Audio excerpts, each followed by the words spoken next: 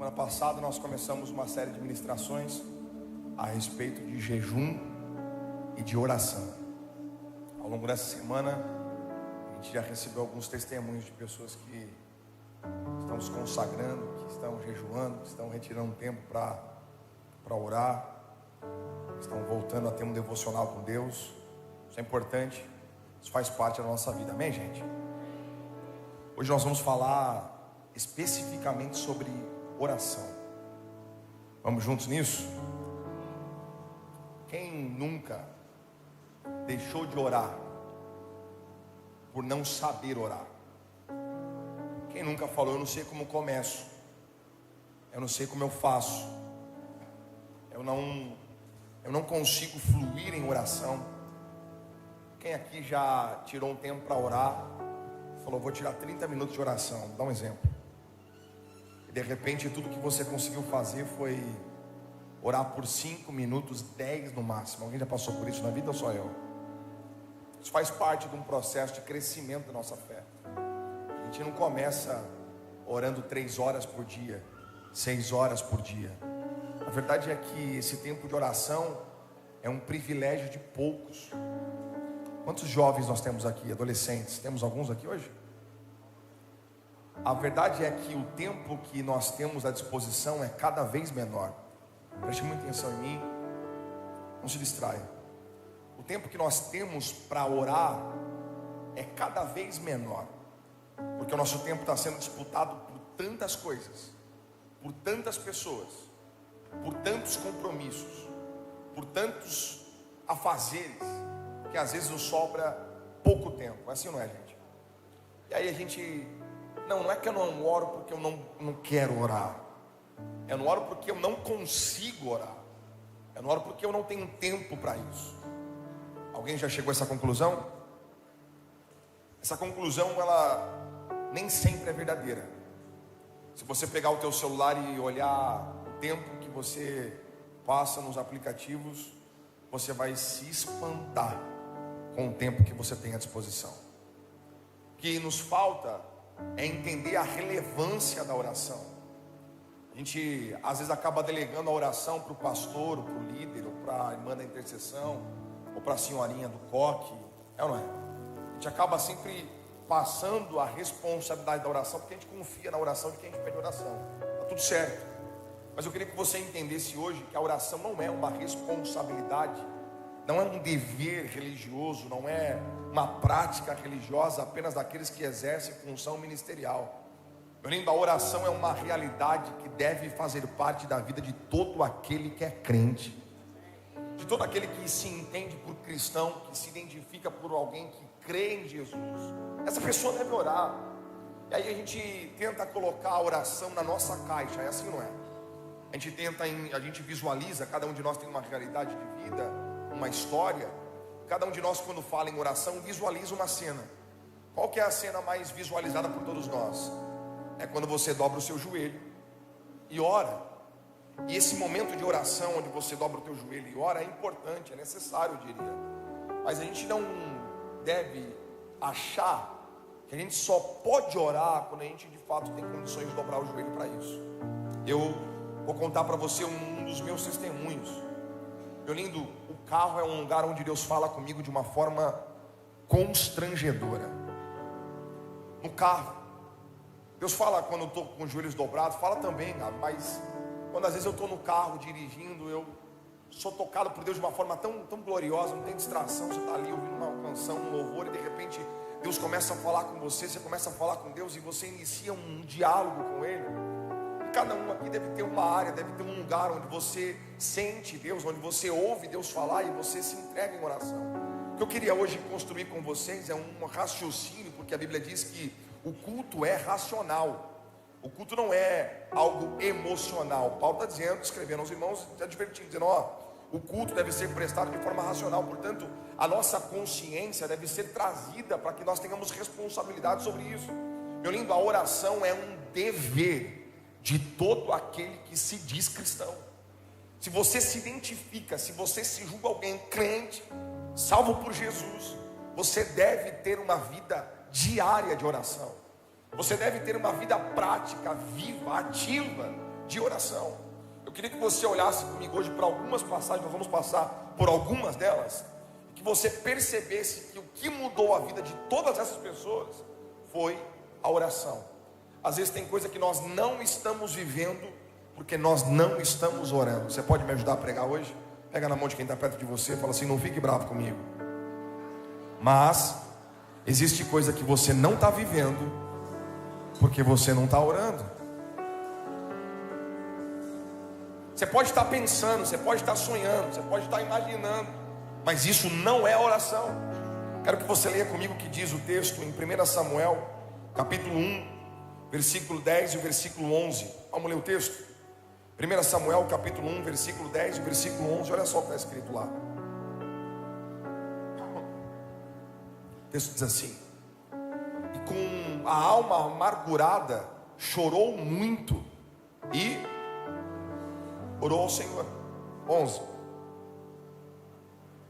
E fez um voto a Deus dizendo: Senhor, se o Senhor me der um filho, se o Senhor der atenção à minha humilhação, e te lembrares de mim e não se esqueceres da tua serva, e me deres um filho, então eu o dedicarei por todos os dias da sua vida, e o seu cabelo e a sua barba nunca serão cortados.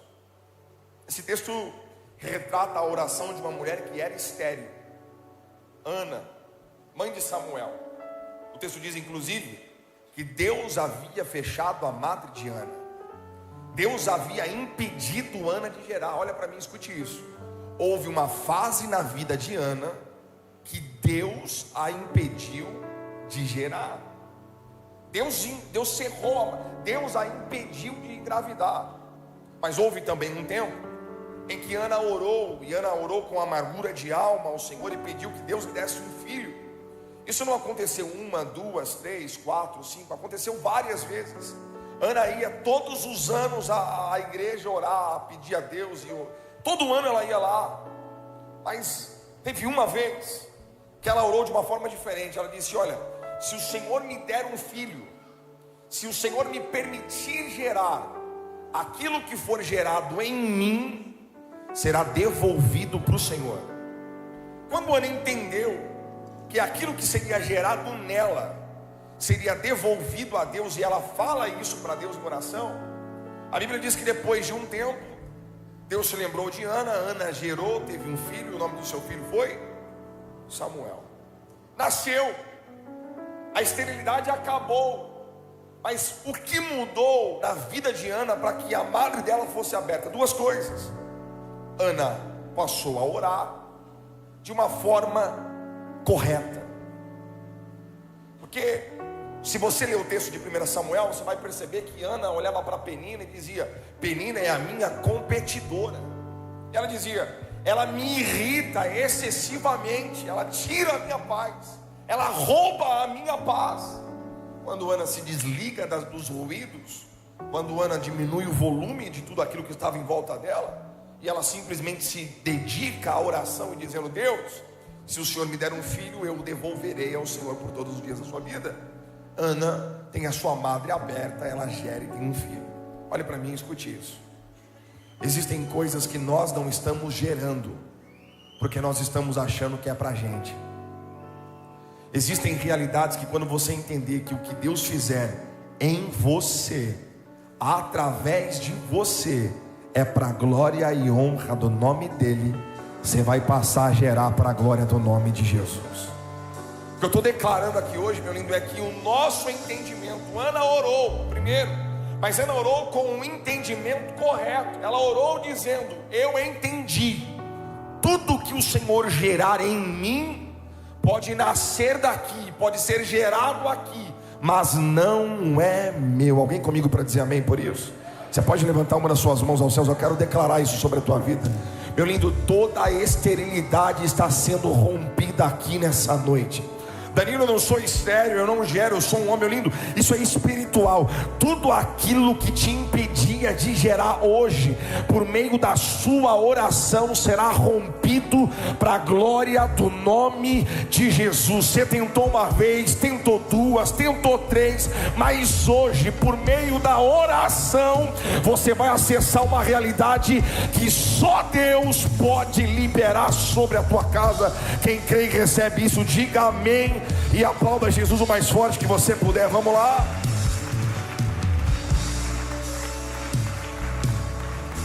Deus é poderoso. Quero que você leia comigo o que está escrito em Daniel capítulo 6, versículo 10. Esse rapaz também foi desafiado a retroceder na sua vida de oração. Ele foi desafiado a diminuir a intensidade da sua oração. Ele foi provocado a parar de orar, porque senão ele poderia correr risco de vida. Vamos ler o texto. Daniel 6,10 diz assim: quando Daniel soube que o decreto tinha sido publicado, foi para casa, para o seu quarto, no andar de cima, cujas janelas davam para Jerusalém, e ali fez o que está escrito, e ali fez o que costumava fazer. Olha para mim, Daniel não orou porque ele estava em perigo. Daniel continuou orando quando ele entrou em perigo. Aquilo fazia parte da vida de Daniel. Aquilo fazia parte da sua vida, da sua rotina, estava impregnado nele, aquilo era parte da vida dele. Portanto, ele foi orar como ele costumava fazer, 3 vezes por dia. Ele se ajoelhava, orava, agradecendo ao Senhor Deus. A pressão tentou roubar dele a oração. A pressão era: se orar, vai ser lançado em uma cova cheia de leões. Daniel podia, pelo menos, eu sei que talvez eu e alguns mais aqui continuaria orando, Vitão. Só que oraríamos com a janela. Você não pensou isso? Você vai me desculpar, mas eu li o texto e eu falei: Daniel, ora, mas fecha a janela e está tudo certo, Deus está te vendo orando. Eu provavelmente fecharia a janela, Marcão. Mas Daniel continuou lá com a janela escancarada, orando do jeito que ele sempre fez.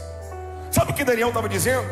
Eu entendo que isso é parte da minha vida, e nada que seja externo vai mudar aquilo que Deus gerou dentro de mim. Você pode dizer amém por isso aqui em nome de Jesus? O que eu estou dizendo é: nenhum decreto externo, nenhuma palavra externa, nenhuma obra contrária, absolutamente nada vai mudar aquilo que Deus gerou, plantou, cultivou, produziu dentro do meu e do seu coração. Isso permanecerá para a glória do nome dele. Quem crê, diga amém. Meu lindo, você conhece o texto? Daniel orou, e porque ele orou, ele foi para onde? Foi para a cova. Olha para mim e escute isso: não é porque ele orou que Deus o impediu de ir para a cova. E aqui é um outro ponto que gera frustração num monte de gente. Tem gente que ora para Deus livrar da cova, e aí Deus não livra da cova. Aí ele fala: então não vou mais orar porque não serve para nada. Então não vou mais orar porque Deus parece que não ouviu, e se ouviu não respondeu, porque tá tudo do mesmo jeito, tá tudo de perna pro ar, tá tudo esquisito, nada mudou. Meu lindo, o decreto continuou sendo o mesmo: é morte para quem orar. A oração de Daniel não mudou o decreto, mas mudou a vida dele para sempre. Escute uma coisa: ele permaneceu orando, e por consequência da sua oração, ele foi para a cova. Na cova, ele recebe de Deus o livramento. Quando ele sai, muda tudo. Agora tem que respeitar o Deus de Daniel. Alguém para celebrar isso aqui, pelo amor de Deus? Eu vou te explicar. Deus está te expondo a uns ambientes de perigo. Deus está te colocando em alguns lugares de desconforto. Deus está te colocando em alguns lugares complicados de se estar, de se viver, para que no final de tudo isso você saia de lá e alguém olhe para você e diga: tem que respeitar o Deus dele, tem que respeitar o Deus dela, porque ele livrou quando ninguém podia livrar, porque ele fez quando ninguém podia fazer. Você pode aplaudir a Jesus comigo, pelo amor de Deus? Deus é poderoso. Quem está comigo, diga amém. Diga: não ceda à pressão, meu filho. Vai, olha para alguém e fala: não cede à pressão. Fala: aguenta. quanto mais profundo, maior é a pressão. Você quer andar no raso, você vai ter uma pressão. Você quer mergulhar, você vai ter outra. Então, se você quer de fato viver um relacionamento profundo com Deus, você vai ter que aguentar uma pressãozinha aí, meu lindo. Quem está comigo, diga amém. Vamos ler um texto que está lá no livro de Atos, capítulo 12, versículo 5. Olha só o que diz o texto. Atos capítulo 12, versículo 5. Pedro então ficou detido na prisão, mas a igreja falava a respeito da situação, não é isso? Não é não? A igreja orava. Quando dava? Quando podia? A igreja orava intensamente a Deus por Pedro. Pedro preso, condenado à morte. Ele sabia que ia morrer, Luan. O decreto era: vai morrer. Pedro estava lá. A igreja estava orando por ele, pedindo que Deus livrasse, que Deus intervisse. E em razão da oração da igreja por Pedro, Pedro foi livre. Alguém comigo para dizer amém? Deixa eu te dizer uma coisa. Você precisa de alguém orando por você. Não, você podia me ouvir e reagir, né, não? Você precisa de alguém orando por você. Meu lindo, o que livrou Pedro, está escrito, não foi a oração de Pedro. O que livrou Pedro foi a oração da igreja por Pedro. Você pode ser um crente fervoroso em oração, mas experimenta orar com a igreja. Você pode ser um crente sobrenatural da oração. Seu joelho pode ser até torto de tanto que você ora de joelho dobrado, meu lindo. Mas experimenta orar de mão dada com a igreja e você vai ver o que acontece. Existe um poder sobrenatural quando a igreja ora. Meu lindo, você faz parte da igreja. Você não é alguém separado dela, você não é alguém desplugado dela. Você faz parte de uma igreja viva. Você faz parte de um corpo vivo. Jesus te plugou a parte do corpo dele na terra, que está dizendo: é tempo da igreja orar. Porque quando a igreja orar, Pedro vai ser livre da prisão. Alguém para receber? Ah, bendito é o nome de Jesus. Então vamos, a gente precisa orar. Não é o pastor que precisa orar. Ô meu lindo, vamos orar junto. Não, meu pastor tem que orar, ele ora. Mas vamos orar com ele? É, meu filho, você faz parte da igreja, sim ou não? Pronto, acabou. A responsabilidade também é sua. Você também precisa se envolver com a igreja e orar com a igreja. Pedro foi livre quando a igreja se posicionou em favor dele. Eu quero fazer algo profético aqui nessa noite. Você pode? Levanta suas mãos para o céu em nome de Jesus. Eu quero que você se posicione em favor de alguém agora. Vai, meu lindo, em nome de Jesus. Deus vai trazer alguém na sua cabeça agora. Deus vai soprar algum nome dentro do teu coração. Eu queria que você se posicionasse profeticamente em prol dessa pessoa agora. A igreja está reunida, nós estamos agora posicionados em fé.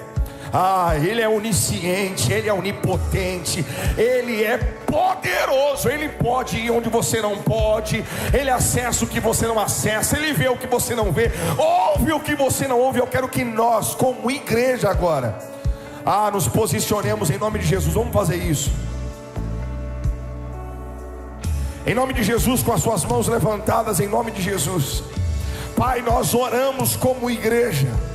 Nós intercedemos por pessoas agora Existe uma igreja com as mãos levantadas, pessoas que foram ministradas pelo Teu Espírito no nosso coração, e agora nós estamos orando por cada uma dessas pessoas e declarando um tempo de vida, de paz e de liberdade sobre cada uma delas. Livra da droga, livra do álcool, livra do vício, livra da doença, livra da prisão, livra, porque o Senhor é poderoso para isso. Quem crê comigo, diga amém. Aplauda a Jesus o mais forte que você pode. A gente precisa orar. Quem está comigo, diga amém. Você está preparado, meu lindo? Eu quero que você saia daqui com disposição, decidido. Aí eu vou orar. Você vai romper realidades na sua vida por meio da oração. Deixa eu te falar, você não vai romper gritando, batendo na mesa não, bonitão. Você vai romper realidades com o joelho dobrado, com lágrimas nos olhos, com o coração quebrantado diante de Jesus. Deus vai te dar a chave que vai abrir portas que você jamais poderia entrar, mas a tua oração vai te colocar do lado de dentro. Alguém recebe isso comigo? Diga amém em nome de Jesus. Olha só o que diz livro de Jonas, capítulo 2, versículo 1. Vamos lá? Jonas 2, 1. Você conhece a história de Jonas, né? Jonas, o obediente. Olha só. Dentro do peixe, Jonas, se não orar fora, vai orar dentro do peixe. Fala, cutuca alguém, cutuca, fala, você entendeu? Fala, é melhor orar logo, antes que o peixe passe e te leve, meu filho. Jonas, dentro do peixe, fez o quê? Orou ao Senhor, seu Deus. Do lado de fora, ele questionador, cheio de indagações. Não vou, o povo não merece, povo rebelde, do coração. O Senhor vai perdoar eles? Não, tem que matar todo mundo mesmo. Vai para lá, Jonas, obedece. Não vou. Vai, tá bom. É perigoso você estar perto de Jonas. Quem está comigo, diga amém. Jonas entrou num navio cargueiro. Tinha container lá, tinha mercadoria, tinha dinheiro, tinha estrutura, tinha coisa lá dentro. A tempestade veio, todo mundo desesperado começou a pegar a carga que tinha e começou a jogar para fora. Quem está comigo? Começou a jogar para fora. Sabe onde Jonas estava enquanto isso acontecia? Onde? Dormindo. Todo mundo perdendo tudo e Jonas dormindo. Todo mundo desesperado e Jonas. Olha para mim. Andar com Jonas é perigoso. Andar com Jonas pode comprometer tudo. Se tem um Jonas do teu lado, coloca ele no prumo rápido, antes que o barco comece a balançar e comece a jogar tudo para fora. Jonas estava dentro do barco, estava trazendo prejuízo, porque Jonas estava desobedecendo. Quando todo mundo perdeu um monte de coisa, Jonas acorda. Você consegue enxergar Jonas espreguiçando assim? Eu estava tirando o cochilo, estava de boa. O que aconteceu? Como que aconteceu? Está todo mundo perdendo tudo e você está dormindo? É porque a desobediência anestesia a nossa alma. A desobediência nos tira a sensibilidade de entender o lugar que estamos indo e como estamos indo e quem estamos levando com a gente. Jonas estava dentro do barco e o prejuízo não era dele, era de todo mundo que estava com ele. A desobediência de Jonas custou caro. De repente Jonas levantou e falou: não gente, sou eu o problema, joga para fora. Quando Jonas é jogado para fora, quando ele não tinha mais nada para fazer, quando ele não tinha nenhuma alternativa, Jonas começa a orar.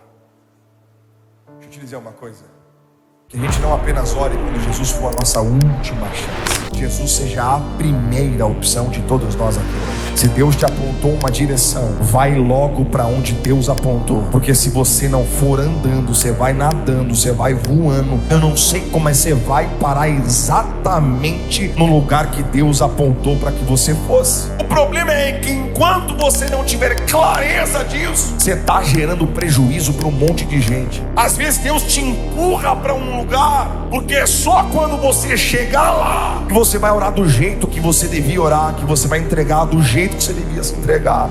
Não espere Deus te empurrar para esse lugar para que você faça aquilo que Ele te pediu, porque no final das contas, uma hora ou outra, você vai chegar lá e você vai obedecer aquilo que Deus falou com você. Quem está comigo, diga amém.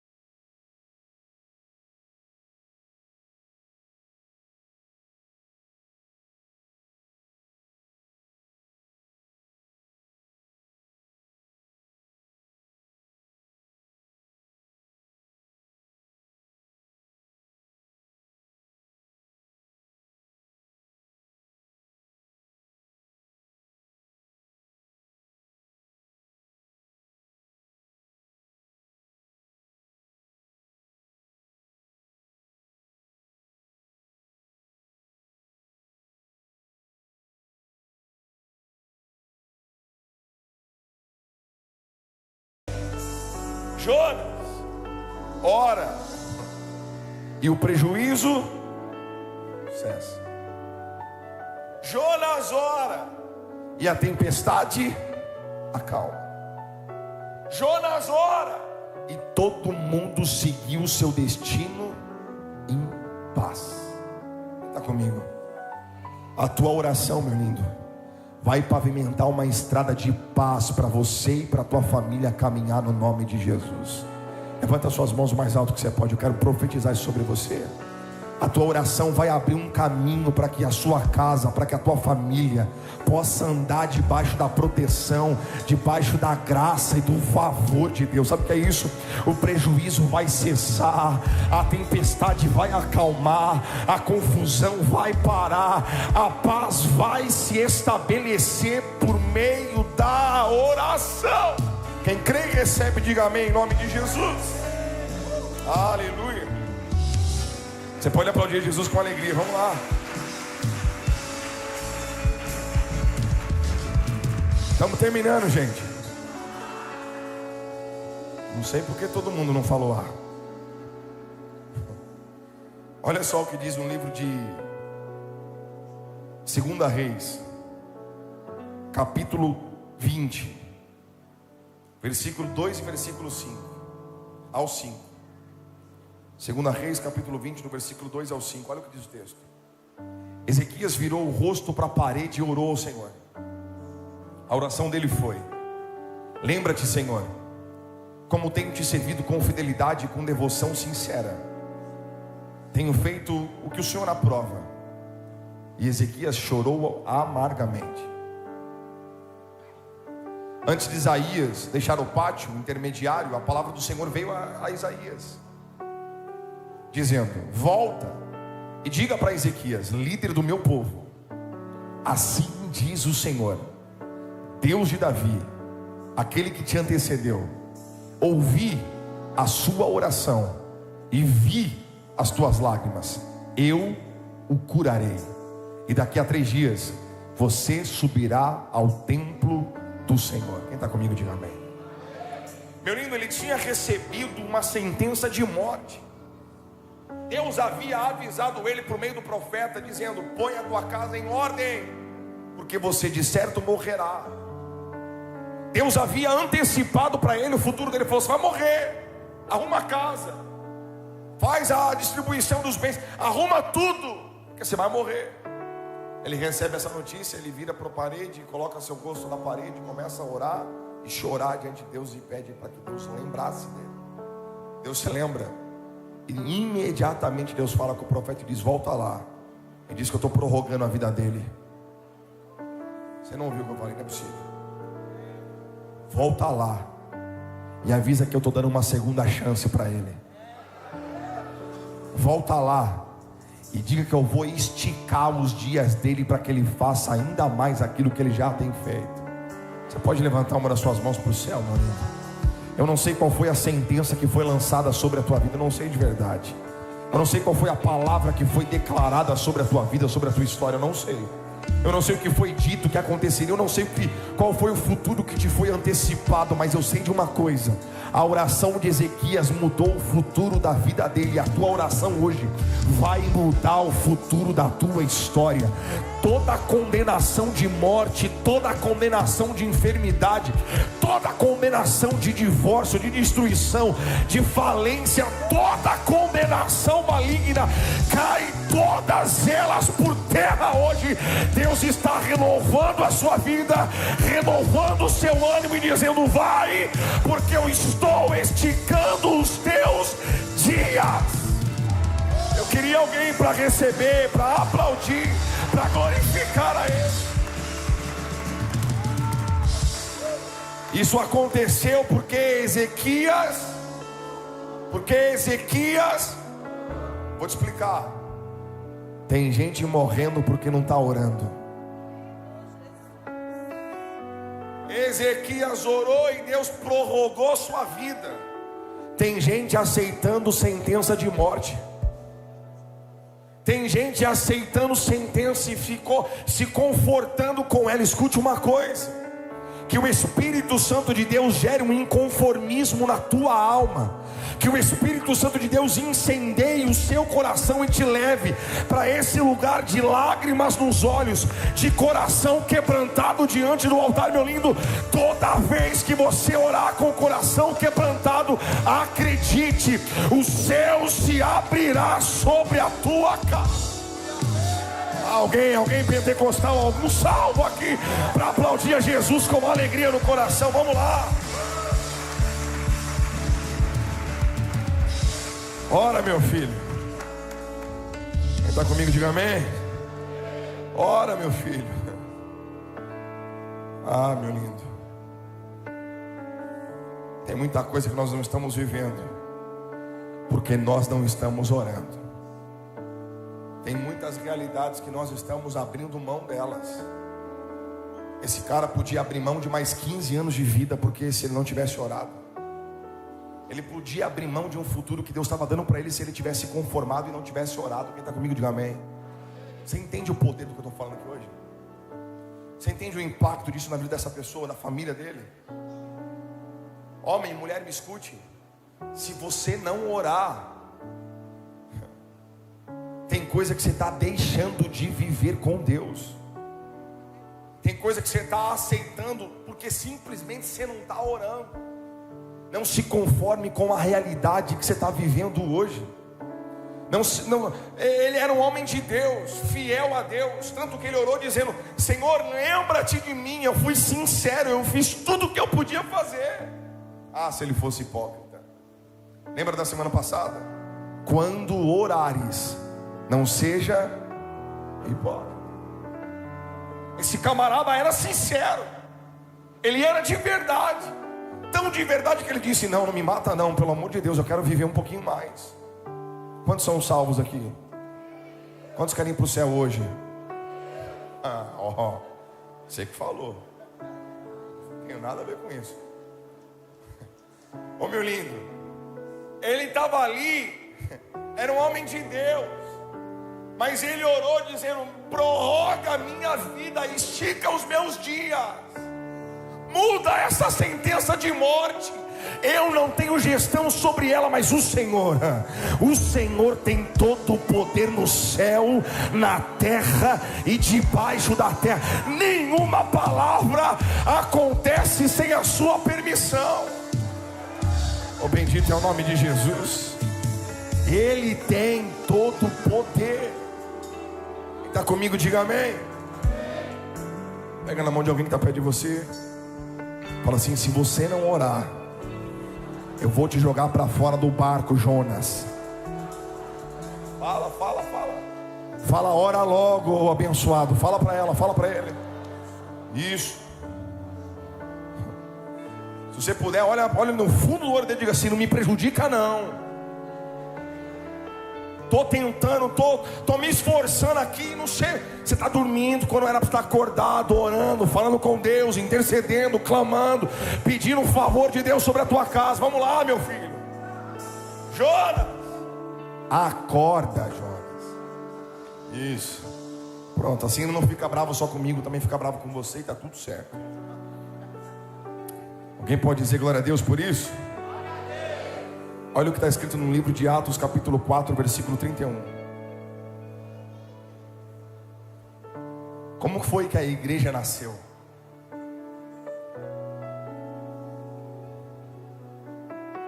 Depois de orarem, põe no 30, vamos ler o 30 também. Estende a tua mão para curar e realizar sinais e maravilhas por meio do nome do seu santo servo Jesus. 31. Depois de orarem, o que está escrito? Tremeu o lugar em que estavam reunidos. Todos ficaram cheios e anunciavam covardemente, corajosamente. Opa, está repreendido isso aqui. De forma corajosa, a palavra de Deus. Meu lindo, a gente está se acovardando. A gente tem medo de falar o que a gente acredita e não ser aceito no lugar que estamos. A gente tem medo de se posicionar com aquilo que nós cremos, de ser tocado para fora dos ambientes, de não ser convidado para algumas mesas. Nós estamos com medo de quê? Depois que eles oraram, tremeu o lugar. Deixa eu te falar, a oração tem poder de mudar o ambiente. Eu vou falar de novo para ver se alguém crê comigo. A oração tem poder de fazer tremer tudo no lugar que você está. Não assusta não, quando começar a balançar, é Deus mostrando aquilo que nós não estávamos vendo. Fica tranquilo, é a presença de Deus invadindo o lugar, enchendo todos que estiverem ali, cheios do Espírito Santo, lhes dando coragem para anunciar a única palavra que tem poder de mudar a vida e de transformar a história. Quem está comigo, diga amém. A igreja não nasceu com um plano. Quem está comigo? A igreja não nasceu com uma estratégia. A igreja não nasceu debaixo de modos. Não, meu lindo, a igreja nasceu no meio da oração. Enquanto o povo orava, o Espírito de Deus encheu a casa, tremeu o lugar, e todos foram cheios do poder de Jesus daquele.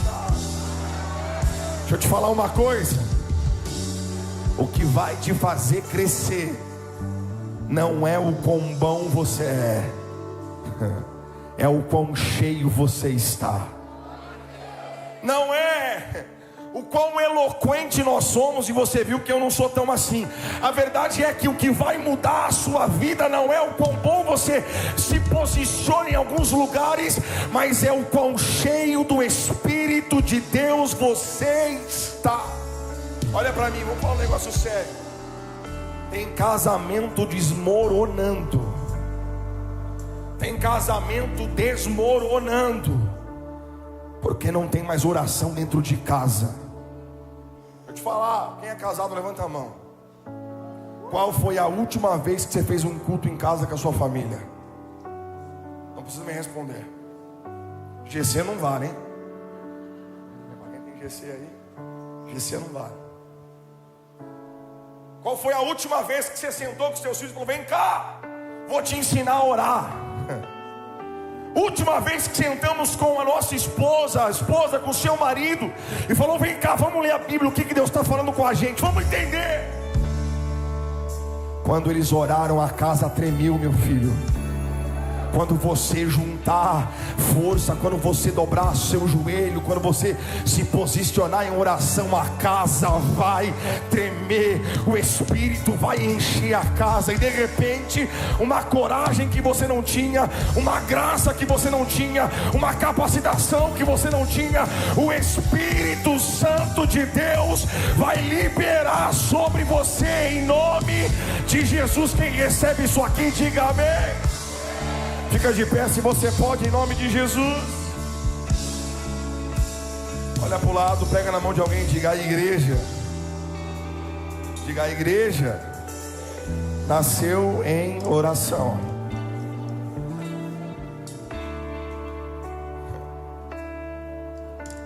Quem estava lá naquela oração?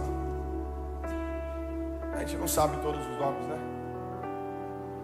A gente não conhece todo mundo que estava lá. Mas todo mundo que estava lá pavimentou o que nós estamos vivendo hoje. Deixa eu te explicar uma coisa. O futuro é glorioso, mas ele não é fruto daquilo que você construiu. É fruto daquilo que foi pavimentado por alguém que semeou com lágrimas antes de você. Vou te explicar o que eu estou pregando. O que eu estou pregando é: você vai viver um tempo sobrenatural, Brunão. O que eu estou pregando é: você vai viver um tempo poderoso na tua vida. Você vai ver a casa tremendo. Você vai ver a casa sendo cheia da presença do Espírito Santo. Você vai ver isso. Você vai testemunhar do que é ver Jonas posicionado.